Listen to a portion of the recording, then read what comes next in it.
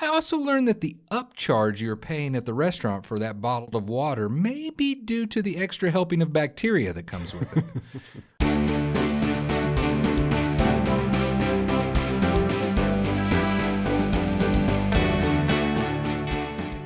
So the official verdict on the baby aspirin is it's something that we don't necessarily have to... Excuse me. You okay? Yeah, do you have a water Yeah, there's a available? water fountain right there. Do you have anything that's not tap water? Maybe something in a bottled water? I got a cup. Okay, we're not on the same page here. Okay. I Are you so fancy you have to have bottled Well, water it's now? not so. It's You not want so some much. It's not. Evian. You know what Evian spelled backwards is, right? I don't consider myself fancy, but I do watch the news, and I've seen the dangers that come from just drinking straight out of the tap. Okay. What is Evian spelled backwards? Naive. Is it? Yeah. Oh, I missed that. Oh. But anyway, I like Evian water. I think it's pretty good. Well, you say naive. Are you disagreeing with the fact that there's no dangers in tap water, or where's your stance on that? All right, I think this is good. I think that we should break it down. What exactly did you hear about this tap water? What is it that's going to kill me? Well, I mean, or kill you? it's not so much Hasn't that killed me yet. it's not so much of the that I've heard something that's necessarily outside of some of the news where it's like the Flint, Michigans and things like that, where there was Yeah, you actual can get some lead poisoning contaminants in the water. But generally speaking, I've heard that there's a ton of chemicals in tap water. Fluoride is added, and all these other things. And if I'm going to be dropping $7 so I can have a pure banana, I'm not just going to rush to the water and then ingest a gallon of chemicals. No, I think those are good questions. I think if we're going to talk about water like that, we got to talk about potentially what are the dangers that people are talking about tap water. Is it the chemicals in them? Is it the bacteria or spores and parasites? Is it the fluoride that they add? Why? Okay, so do you know why we add fluoride to the water? I think it strengthens my teeth. Yes, so especially children when they're growing and then the teeth are forming inside, if you have a certain amount of fluoride in your bloodstream, it does make the teeth a little stronger. So yeah, that's kind of a given. That's why we started doing it back. I think it started back in the 40s, maybe 1940s in some areas, and then it became widespread in the 60s. So I've got to ask. I grew up in West Texas, and there was this rumor that if you drank the tap water out there, due to the high amounts of fluoride or the chemicals, it would turn your teeth brown, like put brown stains on your teeth. So yes, you can have fluorosis of the teeth if you get too much fluoride. So now the EPA is the one that controls this, and they tell us how much fluoride we can add to our water, at least the municipalities that process the water for us. It puts standards on them, and they're forced to test it and keep up with it and make sure. And there are certain parts of the world, in this country even, that have naturally higher fluoride levels. So those places don't need to add fluoride for sure. But a lot of places do it, and it's for the teeth. Well, it didn't just end at brown teeth. That was the only concern with the fluoride. I also heard that fluoride in the water has been associated with like leukemia in kids. Actually, they've done lots of studies over the years, and I think the general consensus is that fluoride in normal doses is pretty safe. Now, they did some studies in animals a while back using rats and mice and other little creatures like that, and they subjected them to this fluoride. And they did find that the male rats, but not the mice and not the females, but the male rats had slightly higher incidences of osteosarcoma cancers of the bone. Not quite leukemia, but a different type of growth on the bone itself. Now, if you look at this in the human population, I think, this is for the most part, a childhood thing. Most of the kids in this country do fine. They don't get these osteosarcomas, but about 400 kids a year in the United States do. So the question then comes, well, did the fluoride cause it? There is a very slight association, but not necessarily a causation, a very slight association with boys and a slightly higher incidence of osteosarcomas. But I think overall, the numbers are so small that it's really hard to tell for sure that there's a definite increase in these kids with the osteosarcoma and the fluoride. So overall, it's considered a fairly safe thing. But if you're concerned about it, there's ways that you can decrease your fluoride in the water. You can drink bottled water. You can check with your municipality and see the reports that show you how much of the fluoride is in the water, and make sure that yours is on the lower end. And if your place is on the higher end, maybe you can drink tap water sometime, but then use bottled water sometimes. But overall, I'm not decreasing my intake of tap water due to the fluoride. I have a filter on my fridge. Will that do anything to decrease the fluoride levels? Because isn't fluoride in some way similar to chlorine?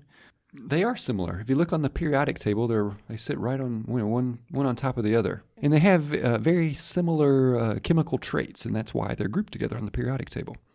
You would think, hey, I'm using this carbon filter to reduce my chlorine intake. This is going to do the same thing for fluoride, but it's not, because most of what's being removed from your water with the chlorine is actually these organic compounds that interact with the chlorine to form, and so it removes these organic chlorine compounds rather than the chloride itself, which is more or less a salt. So any chloride that you have, say you have sodium chloride, salt, mix it with water, run it through your filter, it's not going to take out that chloride, just like it's not going to take out the salt fluoride or fluorine that's in the water. So the answer is no, it's not going to reduce it. Well, until they come out with a filter that I know does eliminate all of this stuff, I think I'm just going to play it safe, and I'm going to stick to my bottled water, my Fijis, my Naives, and my Aquafinas, because I know it's 100% pure and it's come from a mountain stream in Colorado or ran through some sort of filtration process that's made it just pure as the driven snow. May not actually be as safe as you think you would be drinking just that. Yeah, I would assume, and I always thought that bottled water had to be pure. I mean, why would they bottle that stuff up if it was contaminated? I know they do things like use ozone and UV light and everything else to kill all the pathogens, the germs, the bacteria, and everything in there. But then I learned that in most parts of the country, if you compare the tap water versus the bottled water and compare how much bacteria is in there in each of those, the bottled water often loses. There is oftentimes more bacteria in bottled water than there is with the tap water. That really surprised me when you showed me that. It surprised me too, and in how I first came about it is I was on a well system. And keep in mind, when I talk about municipality water, I'm talking about water that is processed by a city or some other utility company where they're processing the water on a large scale. I'm not talking about your home well water. And that's a lot different because that water's not checked unless you go and have it checked. And so you should do that if you're on well water. But anyway, I wanted to compare well water versus tap water versus bottled water. So I brought some well water to my office where I have a microscope, and I spun it down in the centrifuge and found it was full of bacteria, and that made me a little concerned. So then I said, well, let me look at the tap water. Same thing. It was full of bacteria flying around my microscope. So then I said, okay, I'm going to get the bottled water that I know is pure. That way I can make sure I'm not doing something wrong here. Sure enough, there was bacteria there after I spun it down. And I'm thinking, what's going on here? Is my system messed up? Maybe my sterile tubes aren't so sterile. Maybe my microscope's flawed. Maybe I'm just seeing things. But no, it actually did. And then as we did some research into this, we found articles where studies were done on bottled water. A lot of them had more bacteria than tap water. So Tanner, what do you think about that in your pure water? Are you feeling naive? Well, I'm not. I'm feeling a little disgruntled. I mean, I've always considered myself going the healthy route. I drink my water. I avoid the Cokes and the fruit juices. And now you're telling me my choices are: I can go get a glass of pool water out of the tap, or I can go get some swamp water out of the fridge. And I'm not sure. So what's the remedy here? Because obviously drinking this bacteria can't be good for you. So the bottom line with all this is, when it comes to bacteria, all these waters from your tap, unless it's a well water that you haven't had tested, but all the tap water that you get from a municipality and the bottled water has been tested. They're making sure that it doesn't have enough harmful bacteria to cause any problems. And they do that by limiting the number of bacteria. And a lot of these bacteria that are in there aren't doing you any harm. You know, we've had episodes where we talked about the gut and the gut bacteria and how the bacteria is supposed to be there. And we don't want to eliminate bacteria completely. Same thing with the water. Just because there's bacteria there doesn't mean it's harmful for you. We just need to reduce it to safe levels and make sure that it's not going to hurt us. And if you're doing it with bottled water or with the tap water, you should be in good shape when it comes to these bacteria. The other caution I would have with bottled water is last episode we talked about the microwave and plastics and how some of the plastic chemicals can leach into the water and have different effects. And it kind of depends on what type of plastic it is, sure. But most of the bottled water that you get at the store, those bottles are not designed to live in your summer car that gets up to 120 degrees and stays there for a couple months. So I don't recommend that if you have bottled water that you store it at hot temperatures. Keep it at cooler temperatures and you should be okay. So as a guy who drinks a lot of water, and I've actually taken a lot of pride in the amount of water that I drink, I mean, is this something that's going to kill me? What was that? I don't know. It just seemed appropriate at the time.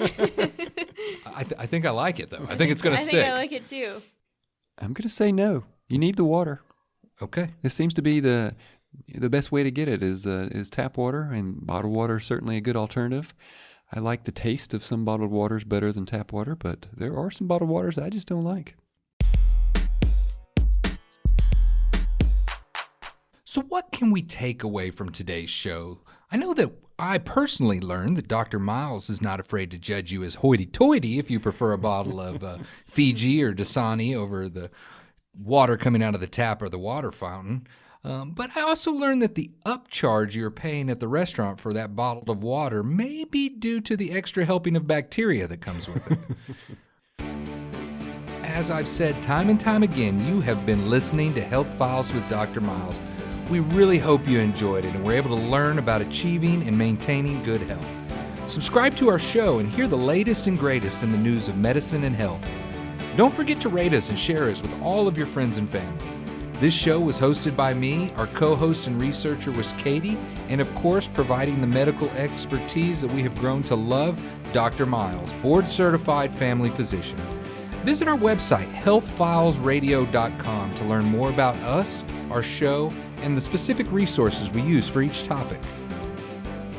As always, we are here for education and entertainment. You should take our recommendations not as specific medical advice, but as powerful knowledge to review with your own doctor, since you as an individual have your own unique health issues and needs.